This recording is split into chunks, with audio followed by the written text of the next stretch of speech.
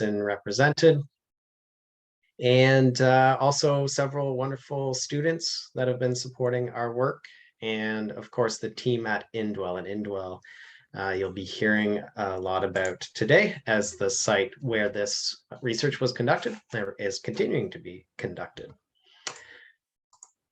A little bit about myself. James already introduced me. My background is as a street nurse, which brought me into research on homelessness, housing, and ultimately just trying to make sure people are as healthy as possible by having the quality of housing that we all deserve.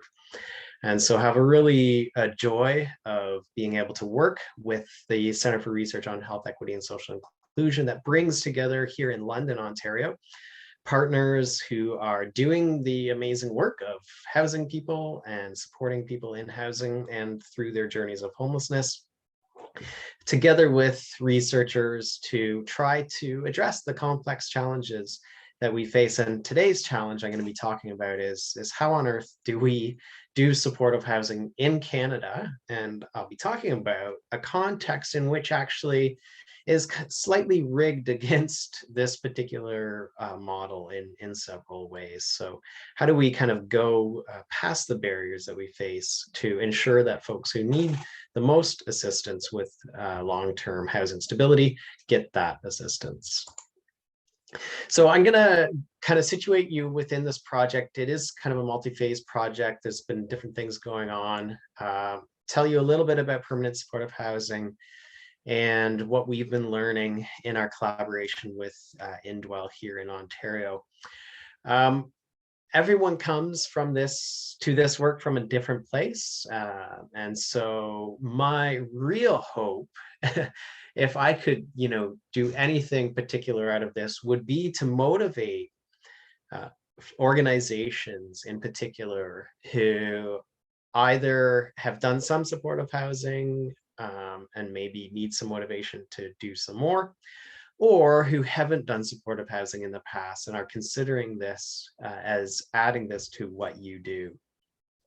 If I could motivate folks to step up and do this type of long-term housing with supports, that would be fulfilling for me. So hoping folks might be joining from the shelter sector, from housing, from affordable housing, perhaps, or even from private development, and are looking at a different type of care.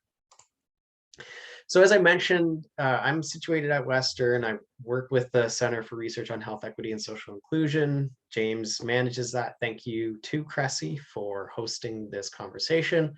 And thank you to Indwell for now being a multi-year partner with us on this work across a couple different projects. And of course, big thank you to CMHC, who has funded this work. And they funded that through the NHS research grants stream, and have provided multi-year funding for us to do this work. So we're very thankful for that. And of course, the views presented today are my views, our research team's views, and not the views of CMHC, but they are a valued funder in this work. All right, so what have we been doing? I mentioned we've been partnering with Indwell. I'll tell you a little bit more about them in a minute, but essentially providing affordable and supportive housing. And we've been journeying with the particular site in London called Woodfield Gate from pretty much fairly close after it opened up until now, so over the past couple of years. And our goal through several kind of different ways of approaching knowledge is to understand at the individual level, what does having supportive housing mean for the folks who are living there in terms of their complex life journeys? And we'll actually share one of those with you at the end of the presentation. But also looking bigger picture, which is how does this model of supportive housing actually fit within the housing system as a whole, both kind of locally. So how do these sites, these buildings actually fit within neighborhoods? How do people who live there fit within their community? And then where does this model kind of fit within the whole of a housing system? And so that's why we are using different methods, because we are trying to get a fairly complex picture of permanent supportive housing, and to be able to share the knowledge, not just to help Indwell do what it does better, but actually to help anyone who is providing supportive housing in Canada to do the work as best as they can. And the goal for today is to consider engaging other people into this important work. So I just wanted to really briefly touch upon some of what we called phase one, which was looking at the individual experiences of some of the residents. It's been an exciting, complex challenge that this work essentially started right in line with the pandemic. So we've been juggling a lot of challenges in terms of getting in to speak with people, but we have been able to meet with the participants or the residents of Woodfield Gate to hear from them in a couple of different ways. And so the first way was to talk to them about what they are looking for in terms of their housing. And these were four things that they came up with in terms of their experiences. And this is all available in a report. I'll share my website at the end of the slides. And there's a page there that has all sorts of resources from this project. There's video, there's a phase one project report. There's the report that I'm going to be discussing today about the permanent supportive housing. So invite you to look at that if you're looking for more details. But the four things that they talked about is the value of available and timely supports. And so in terms of supportive housing, one of the elements of the ingredients of the secret sauce that is supportive housing is having that support on site as much as possible. So when folks have a crisis, that someone can help them right in the place where they live. The second ingredient is this idea of having a community, but also independence. So finding that balance between opportunities for people to get involved with their neighbors, involved on the site and helping out in different ways, but also, having their own space and that care isn't intrusive. And then the third is affordability. And we'll talk about that. We'll talk about what the actual price point is and how does a provider actually get to that price point, because in a lot of ways, the challenge with our current system is that it's designed in such a way that this type of model is not easily priced in. And then the fourth thing we heard from participants, because we were talking to them in the middle of the pandemic, is that essentially the pandemic for folks living on the margins has been like a pressure cooker. So it hasn't really fundamentally changed anything. It's just made everything a little bit harder in their lives. So it's made it harder to get timely support. It's made life more expensive. It's made people who felt excluded more excluded. Isolation is higher. So the pressure cooker of the challenges that lead people into needing this type of housing. So today, what I wanted to talk about is how do we create, how do we operate supportive housing in Canada? And so in our conversations with residents, with leaders, with other folks who develop services in this region, we've heard about what's working, what's not working for Indwell, and we wanted to share those with you. So we want to basically take the things that have worked and not worked and all of the wisdom from this site and give you the opportunity to implement that as well. So that is, you can see there the guideline. It's, like I said, it's available on my website. If you want to download it, have a read, it's there for you. All right, so let's get into the nitty-gritty with permanent supportive housing. So We come to this work from a couple theoretical perspectives that I wanted to put right up front. And so the first is that we do see and acknowledge the human right to housing. And so where that becomes really important in this conversation is what we're talking about today are folks who will not be able to maintain independent housing. And that's the particular challenge that permanent supportive housing is trying to solve, which is, there's social housing, there's affordable housing, there's market rent housing, there's different tools to get people into market housing. However, you could make housing as affordable as possible, rent geared to income, $85 a month. That's still not going to work for some people in terms of complex health and social needs. And so if we believe that everyone has a right to housing, then we're going to have to ensure that there are supports for those who need them in order to make their housing permanent and stable. And so that's what permanent supportive housing is all about. It permanent in that this isn't transitional. When you live here, you have a lease, you're on the lease, and that lease is permanent.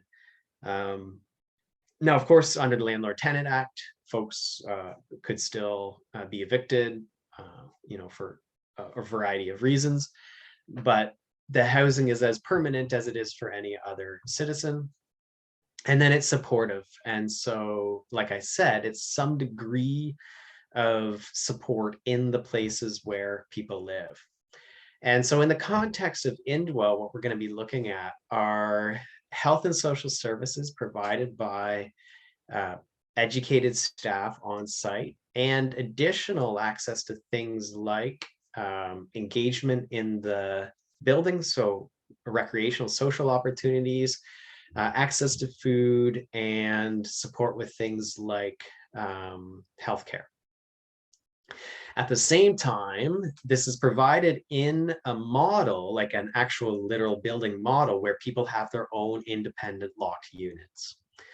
So that could be different from other types of healthcare supportive environments where it's congregate, for example. And so it might be, we see hospitals that have some long stay type models where folks, don't necessarily have their own space or are not on a lease or anything like that. So permanent supportive housing is about having your own apartment, but supports to help keep you there. So I already mentioned, we know some folks will need this. Now, the third point is something I wanted to touch more upon because I've introduced this already, which is that idea that our current system is not skewed towards making this model happen. The funding that comes through affordable housing agreements in provinces across Canada are provincial federal agreements. And a big bulk of that funding is for new affordable housing builds. Those new affordable housing builds have requirements around that affordability level, how long they're offered for, and are primarily essentially capital dollars to put up buildings. We're seeing a really wonderful, I would say, acceleration of that through the Rapid Housing Initiative, stimulated by the pandemic and need for more affordable housing. So we're seeing some pretty rapid affordable housing going up. That's a big chunk of the dollars. And then there are other funds that are geared towards housing in the context of preventing and ending homelessness. And so you see things like rent supplements are a huge model in Ontario. These have come in the past couple of years and have been, fully adopted. Every penny of that money is going to good use. But again, it's for either bumping people into affordable housing where there's a gap, or moving people into market rent housing. And it's about just the housing, not the support side. And so the support side is hypothetically delivered through things like provincial health systems, which would have community-based mental health care, for example. However, we know that those types of supports are incredibly strapped already to do what they're doing, and we aren't seeing massive investments of new provincial dollars in those supports. And so we have this really mismatch between, and this is Canada-wide, between the level of need for in-home support and the availability. And that's because that availability really hasn't been baked into the model, particularly where we're increasingly dependent on federal flow-through dollars from things like Reaching Home. And provinces, I would say, as someone from Ontario, provinces not stepping up to provide an increase around supports. And so if you are just, coming in cold to the sector and you say, hey, I want to be helpful, I want to do housing stuff, and chances are you're going to be steered towards building new affordable housing, which is going to be access to capital dollars to create housing that's at, say, 70% or 80% of average market rent, or maybe a mix, maybe 10 geared to income units, 30 at 70, 80 units at 80%, something like that.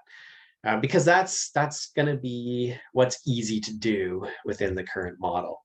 And if you say, well, we want to house people directly out of homelessness, and consultant working with you is going to say, well, that's fine, and you can, in your affordable housing, you can do that, you can accept people from anywhere.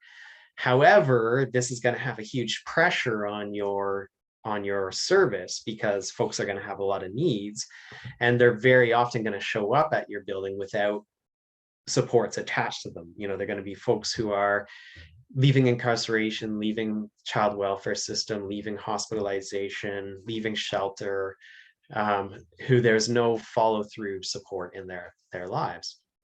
And so, they might steer you away. Plus, there's an affordability. If folks are on Ontario Works income, it's for affordable, it just doesn't match, right? So this is the problem. This is the problem. We get the system we design, right? So we've designed a system that is better at doing new builds for people with not particularly high needs, and kind of moderate levels of poverty. So, often priced more towards low-income families, for example, or people on disability. So we have a system that's created a gap. I would suggest that Indwell is finding a way to fill some of that gap, and I want to show you how they're doing that today. So the government of Ontario says successful supportive housing requires a shared responsibility among partners such as community agencies, residents of supportive housing, housing providers, and provincial ministries. And essentially what Indwell has been doing is they are creating that hub wherein they are pulling all the pieces together themselves. So they're bringing in the multiple streams of funding. They're bringing in other community agencies. They're working with different ministries. And so to be effective and to make permanent supportive housing happen, essentially your organization needs to be the hub that pulls the pieces together. No one else is pulling those pieces together for you. If you want to do this work, you're the one who's going to have to pull it all together. So I mentioned Indwell several times. Who are they? They're an affordable housing provider focused on health, wellness, and belonging. So these stats are probably out of date already. If folks are from Ontario, particularly in the South, you're probably aware of the massive work that Indwell's been doing for new builds over the past few years. In London, Woodfield Gate, where we've been doing our research, has been open for 2 years. They're just opening another site I think they announced the opening this month. I think formally it opens next year. And then they're already working on a couple new sites in the old hospital lands. And I know they've got a new site in St. Thomas, and I think are working on another there. Anyway, they're making it work to create a lot more affordable and supportive housing opportunities. The on-site support is an important part of their model in Woodfield Gate, where we are.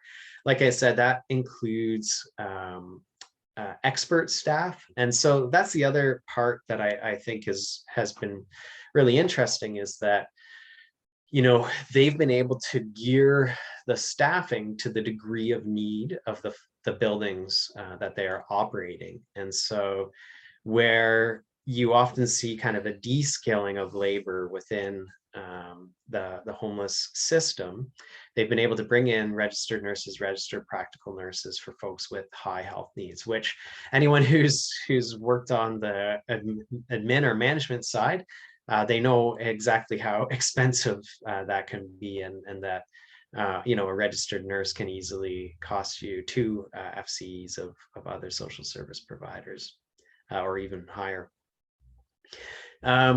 And you know, working towards a 24/7 support as much as possible, sometimes in person, sometimes on call.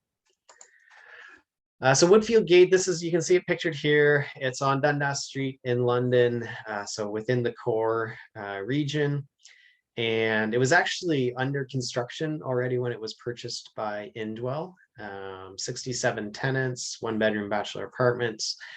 And these folks were indeed folks with high support needs. So I was actually, and I know there's probably some Indwell folks on the line here, but I will be honest and say, as always, I'm always a little skeptical when a new organization comes to town and says they're going to be doing wonderful things. I thought, you know, are they going to skim? And what I mean by skim is, are they going to provide supportive housing to folks who they prioritize around kind of maybe mild levels of need? Because, you know, to be honest, we've seen other organizations kind of do similar things. However, they didn't. You went to the city and said, we'll take some folks off your by name list.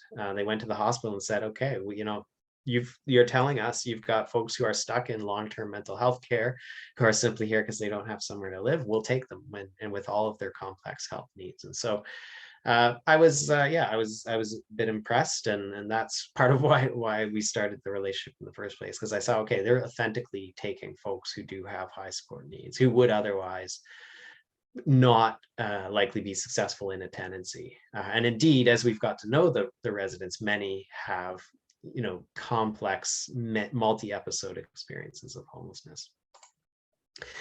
In terms of doing the research, I won't dwell on this a lot. I want to get right into our findings here. But you know, we're doing it through immersion in this building, getting to know staff and residents as much as we can, and looking at qualitative methods, particularly to hear and tell the stories of folks' lives. All right, so that's a big, long introduction to what we're doing here and why this matters. So what have we actually been finding? And so I'm going to be providing, off the top of my head, I think it's nine tips, maybe 10, about things that you can do if you want to get into doing permanent supportive housing. So the first one is the idea of a values-based approach. And this shouldn't be really any surprise from how I've introduced all of this work to begin with, which is that it's not easy, but it is necessary work. So being, you know, it's a lot easier if you're like, you know, we've got one provincial ministry that we work with our work, and we know our funding stream, you know, it's 1 or 2 sources of funding. This is not that, right? So this is hard work in terms of pulling all the pieces and being like that central hub of so many different resources. But if you honestly believe that everyone deserves a place to call home, if you believe our current system is not making a lot of sense by constantly dehousing the same people over and over again, and you want to fill that gap in the system, then you really need to start with a commitment to this work. And that's what Indwell has done, is they said, we're here to rehouse those who are homeless or high needs in other ways. And we're going to do what it takes to make it happen. And we're not going to go the easy route and just pop up affordable buildings at 80% of average market rent.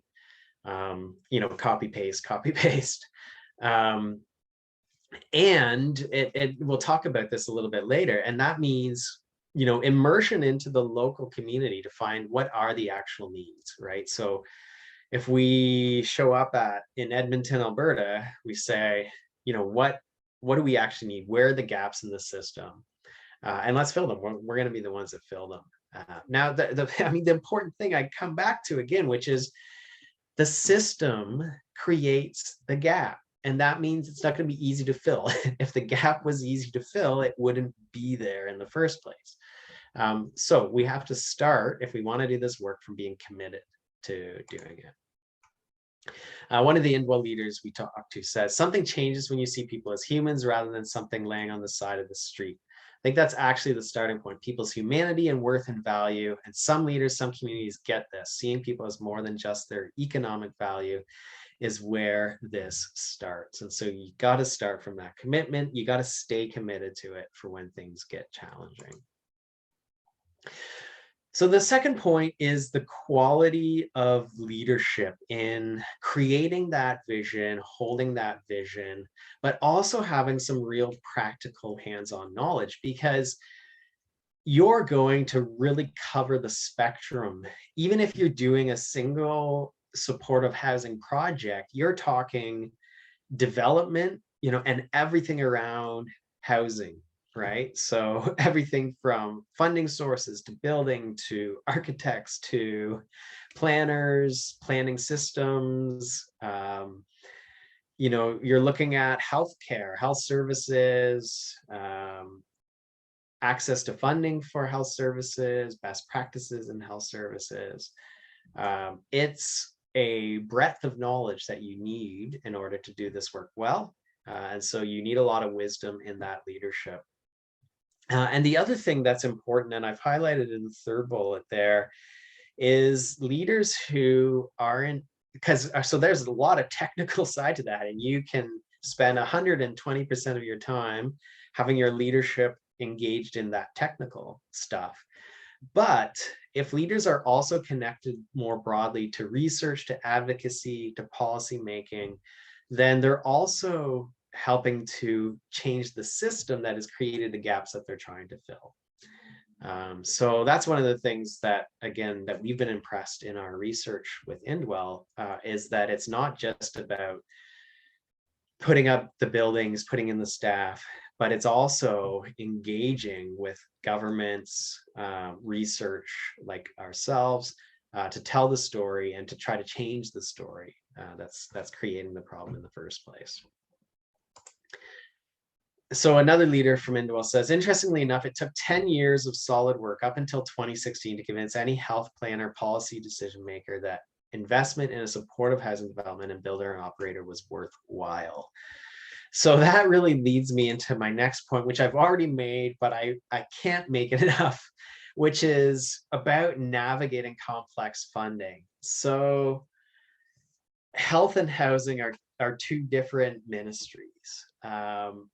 There is going to be zero expectation that anything that those ministries fund is going to relate to anything funded by another ministry. So what I mean, for example, say you've been working through all the housing side of things, you've been, getting mortgages and accessing capital dollars through federal provincial agreements that flow through municipal housing development departments. And at the same time, you do have some access to some funding to support people in the place where they're going to live. The cycle for which you have to apply for the provincial health funding, and then when that funding will actually start to flow, is going to have no relationship to the day that the doors open of your actual build, right? Because you're going to be done the build, say you're done in February. But let's say the funding flow for your health services starts in like August, right? So there is a whole lot of juggling to be done with making the resources work. And so I highlighted in red one of the most important things, I think, here, which is layering funding sources. So there's no mystery. I mean, you can look at Indwell's public charity. You can see their annual reports of where the funding comes from, and it's that it comes from multiple sources. So people pay rent, and we'll talk about those rent rates. That's a funding source. Fundraising is a funding source. And then governments and various either capital dollars for builds or ongoing support dollars, and then also levering relationship. And what I mean by that is anytime that an individual comes into your building and has existent pre-attached supports, then that's going to be less of a burden on your organization in terms of the requirement to provide ongoing operational dollars for your supports. So that can be things like creating a relationship to say, okay, the hospital has 20 individuals that they want to transition out to the community. What agreement can we put in place so that they actually come with supports? And so then that decreases the cost we have to have for our supports. So it's about layering those funding sources. And doing good fundraising can be very helpful then in that matter, because that can be the money that fills the gaps. And looking at sources beyond ministry sources for government side. So looking to things like foundations, right? So I know for Indwell, for example, London Community Foundation has been an important partner in terms of their housing developments, and probably community foundations across the province. So layering funding, that's the only way you're going to make this work, because if you're like, I'm going to go the housing route, I'm going to go talk to CMHC, Reaching Home, say, hey, we want to provide permanent supportive housing. They're going to be like, that's great, let's start working. Here's the pathway in. And that's going to be to help you build. So what are you going to do about the supports? How are you going to fund that side? So another Indwell leader says, we have typically almost always had to make a calculated risk on the financial investment in a building or in a property without any surety of success of the program model of funding. And so actually what I should have also mentioned on that, right, is that a lot of this stuff as well is not necessarily guaranteed from project day zero. So you may have to be partway through that journey of spending money on a new operation before the money actually flows out to you. So there is risk. And so that goes back to having good leadership, having a supportive board, having good funding sources, fundraising, for example, so that you can mitigate some of that risk. All right, so the next issue is affordability. So affordability is the difference between providing affordable housing at an 80% of average market rent versus providing housing that works for Canada's most vulnerable people. And so the Embassy Commons is the second Indwell site, which they're opening shortly. I believe those units are being set at $570 a month. So if they set the rents instead at 80% of average market rent, I haven't seen this year's dollars, but you're probably for a one bedroom looking at about what, 950 would probably be 80%, because I think one bedrooms are at, I don't know, something like 1100. Someone on CMHC on the call is probably like shaking their head because my numbers are wrong, but it's something around that. So 570 is much more deeply affordable than you know, even 70% of average market rent. And so that puts it in the ODSP range. Absolutely, folks on ODSP can afford the 570.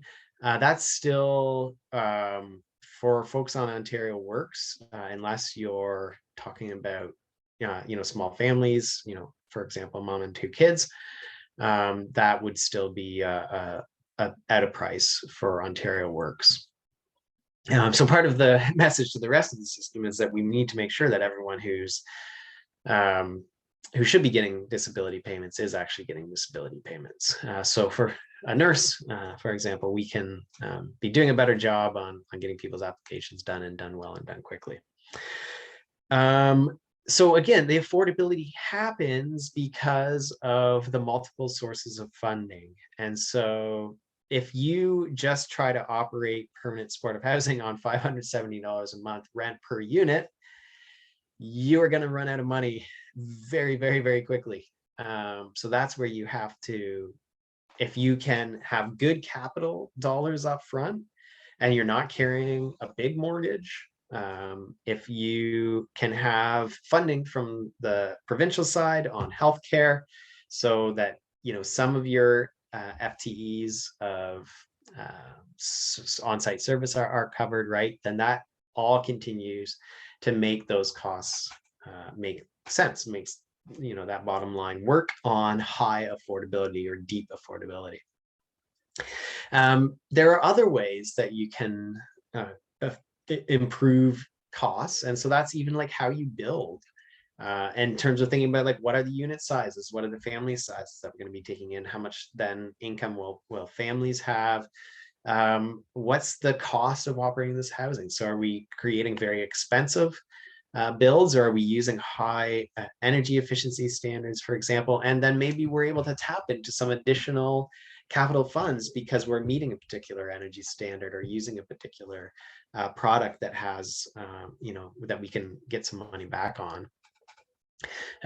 So the number 4 goes right back to number 1 around our values here, which is you can't give up on this stuff, because if you give up on it and say, you know, we did the math and it's going to be $1,000 a month rent, well, then you're not helping the people that you set out to help in the first place, right? So that's why you have to be committed to this work. So one of the tenants says, well, I was looking for accommodations connected to my disability. I'm on an ODSP and there's only so much for housing, and Indwell accommodates that. And I think they match the rest of the map for the apartment. So there's a donation, charitable donation given to the cost. So I'm able to afford it. So affordable is primary for me. Community participation. And so the other challenge, of course, for any build, I saw one that was going up in here in London. It was a 4-story apartment that's getting pushback from the neighborhood. Like 4-story, I'm like, oh my god, if we can't even accept, I mean, there's other like neighborhoods where it's like, oh, you know, should we do 40 stories or 34 stories? But this one's like, no, 4 stories, that's too much, too high. I'm like, oh god. Anyway, so you're going to face resistance doing any new housing.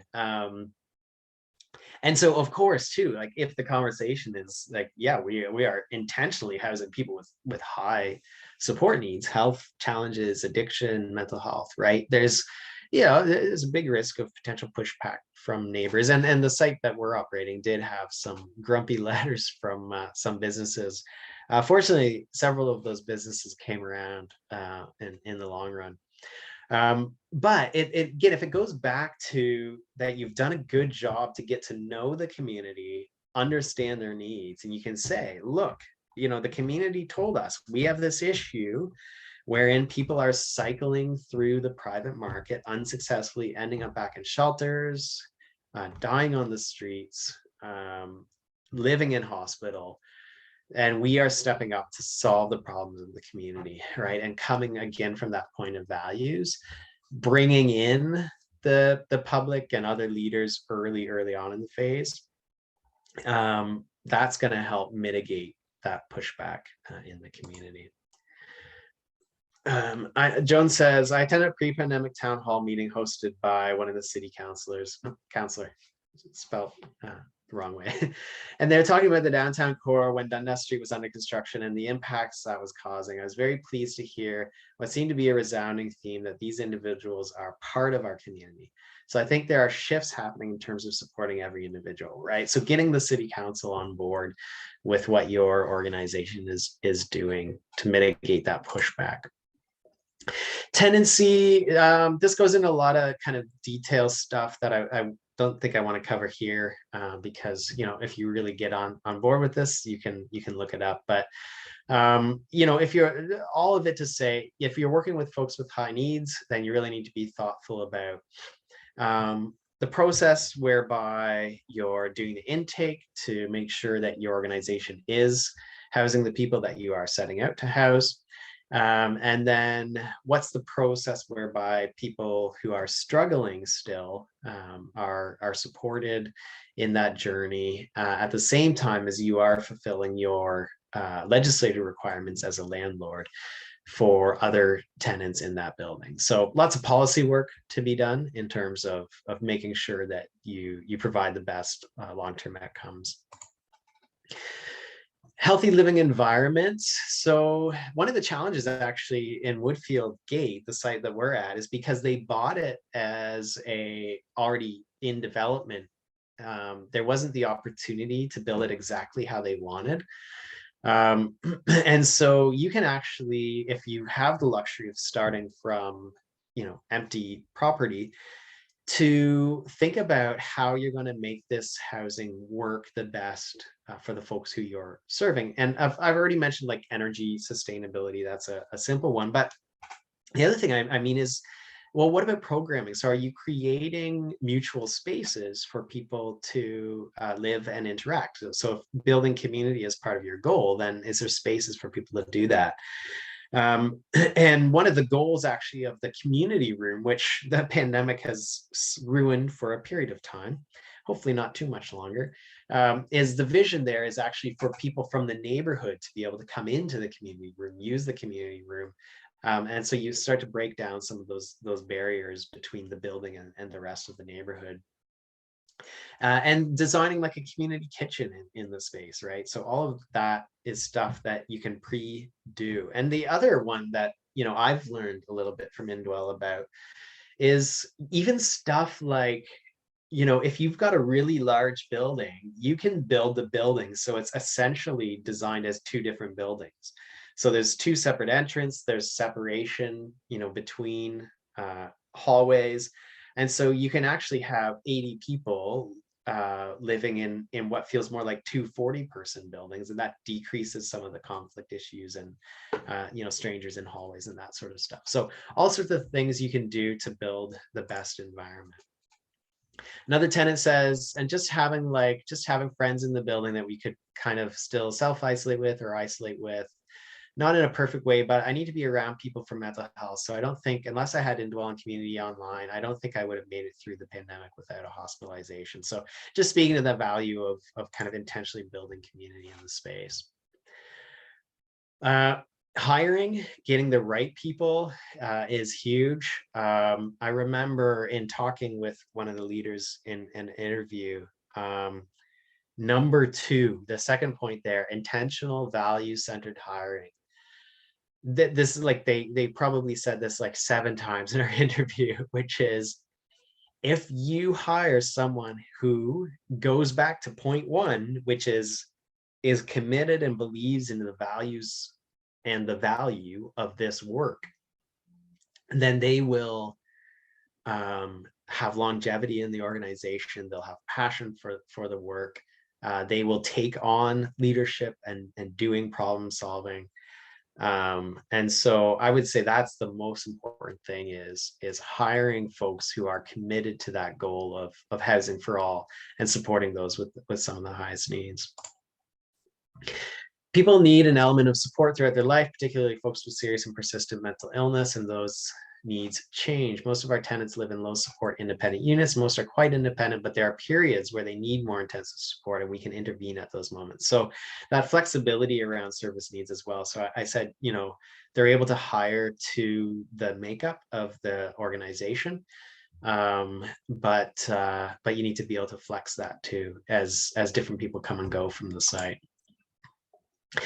So then consistent innovation, which I think, partnering on research is a big part of that. But we know the pandemic has really taught us that support and the role of digital is huge.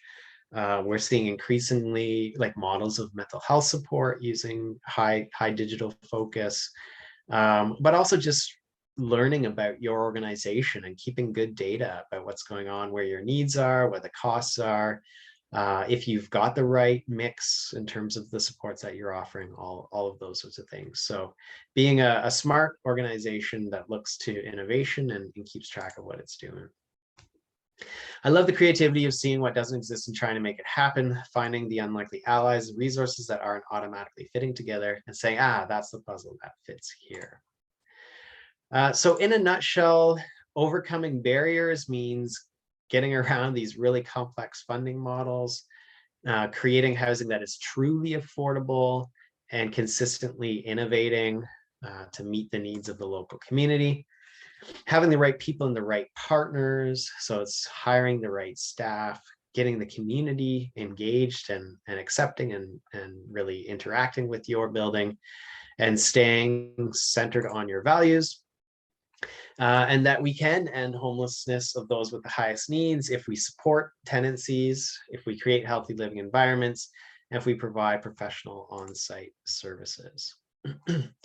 So another interview, Thomas said, we end homelessness one person at a time. I've got a link here to Kathy's story. Kathy is one of the folks who is staying at the site, and she was willing to share her story. So the slides will be posted for the presentation, and I invite you to watch the story. I'm not going to do it here because you never know how well it's going to work through the video format.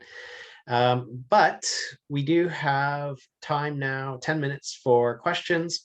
There's the chat feature there. I invite folks to type in your question, and I will go through those and hear what folks are wondering about, or what you have to offer for the team. So thank you everyone very much for taking the time to tune in.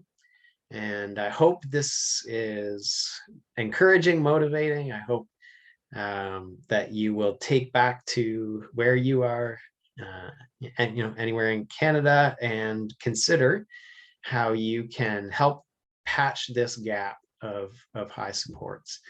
And do check out our materials through my website. Just go to the projects tab and you'll find the one about creating supportive housing, and reach out to me. I'm an email away if you have anything that you wanted to share with me personally. All right, so neighborhood acceptance. One of our participants is wondering about how do we specifically tackle challenges around acceptance in the neighborhood. Yeah, it's really huge. And I've seen this, time and time again through my years of, kind of keeping an eye on our municipal council. I would say doing that long lead-in is really key. So the sooner or you're considering a project going forward, the sooner you can start to connect with decision makers, advocates, community leaders, to build relationship at that level is huge. So actually, I first met Indwell probably 2 years before they even did this first site in London. And they were doing just a community meeting to bring together a bunch of housing leaders to say, what's going on in London, what are our needs around housing. And that starts to build that relationship. and starts to pave the way, for example, for a respectful relationship with municipal councilors. And so if you can get your local councilor on board, then of course that's going to help clear things, planning permissions and that sort of thing.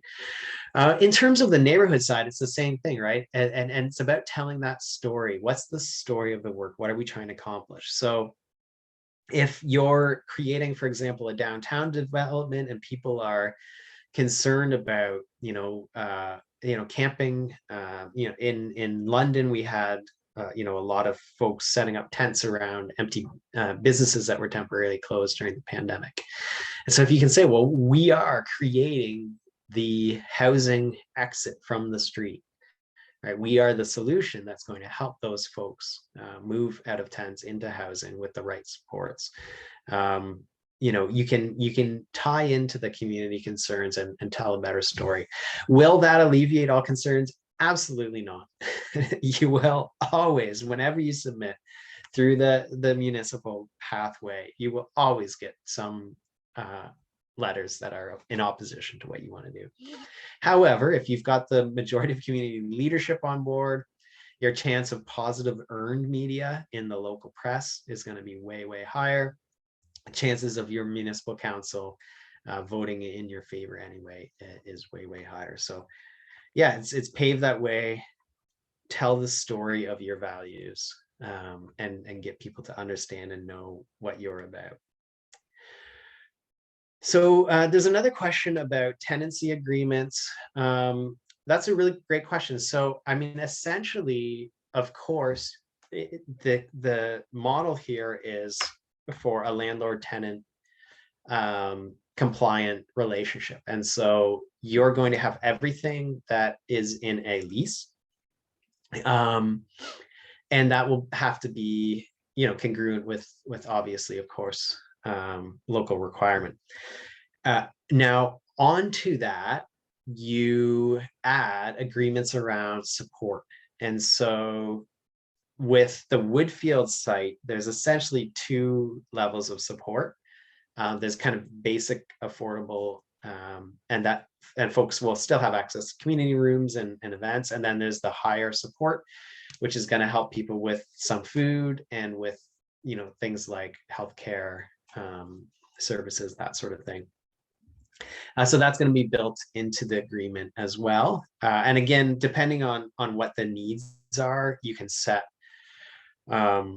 multiple levels of care, if that makes more sense. And then that's also part of your intake process, is then just balancing both cost and where your human resources are at. So you might have to at some point say, okay, we are at capacity for folks who need the highest support levels. So for our next few intakes, we need to take folks at the moderate supports.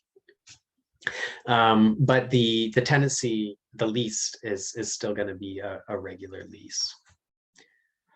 So I have another question here, which is about success of recovery from addiction. So, I mean, I think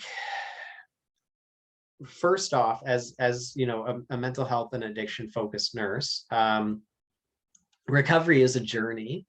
And everyone's journey looks different, and everyone's recovery goals are different. And so the goal may be abstinence, it may not be abstinence. A goal often is just to maintain housing stability, and that's the whole point of coming into a permanent supportive place. Might not be sobriety, it might be so that folks who continue to use their substance are able to maintain their housing.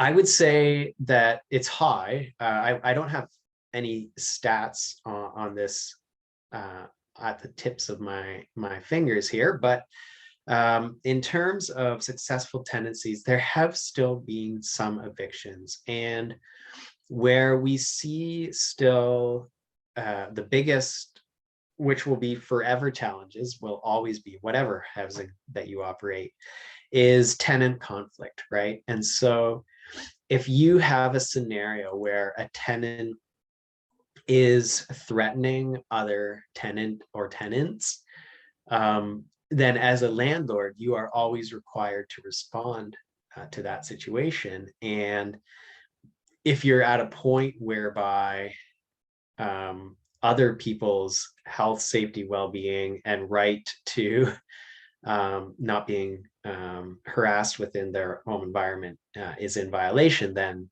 you do have to start an eviction proceeding. So there have been some evictions, and that's the flip side. So the positive of being on a lease rather than this being some other type of like healthcare program, the benefits of being on a lease is that people, it's they're signing things themselves, and they're they're exercising that right. The flip side is that it does create responsibilities as a landlord. So yeah, sorry, I don't have exact numbers in terms of people kind of feeling like they're meeting their tenancy goals and their substance and mental health goals, but it's very high, highest that easily that I've seen in any other model.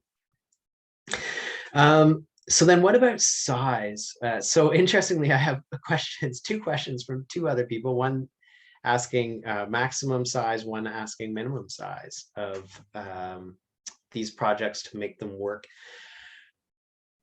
So I would say that there's definitely value in scale. So if you're looking at, especially if you need some of those federal, provincial affordable housing dollars, and because land is so freaking expensive, right? So land is going to be your huge cost on a lot of these projects out the gate, right? Before you can qualify for any funding source. Now, there's value in scale for sure. However, there is definitely a maximum size in terms of then those kind of tenant relationship challenges and inability to develop community. So you can go very big. However, you would want to do what I talked about earlier, which is actually create kind of physical separation of your building. So you may actually take a large building, split it into quadrants, have a separate office, staff office, and entrance and community room or something for each of those, 4 quadrants. So if someone was like, hey, there's this building for sale and it's got 170 units and it's just one massive tower block. I mean, yeah, you can do it. It's going to be, your staffing costs are going to go up exponentially as the scale of folks, sharing an environment goes up. So that's my warning on the maximum. In terms of the minimum, no, I mean, there is no real minimum, because a lot of other permanent supportive housing that you can study are things like, essentially a group home model, or like a rooming house model, where again, folks are on a lease for a room, and there's supports in-house, and those are 6 rooms, for example. So there is no minimum size, but that minimum size is just going to be your ability to fund it, right? And so what are your funding streams to make that happen? And again, like if someone's going to donate you a large house or something that's already like zoning compliant with this model, then yeah, it could be totally feasible to do it on that size. And then maybe it's just a single staff person, that sort of thing. So I would say no maximum, no minimum. Really, it's about the how you do it. And hopefully part of my presentation is you've learned a bit about how to do it. So we're out of time. I just, again, thank you for your joining us. Thanks for your questions, and do reach out if you have anything more to say. Like I said, we're going to be posting this video and the presentation online. You're welcome to share it anywhere you'd like. CRHESI is going to be posting that. I'll also post it to my website. So have yourselves a wonderful day, and in advance, have a wonderful holiday season as well. So thank you very much.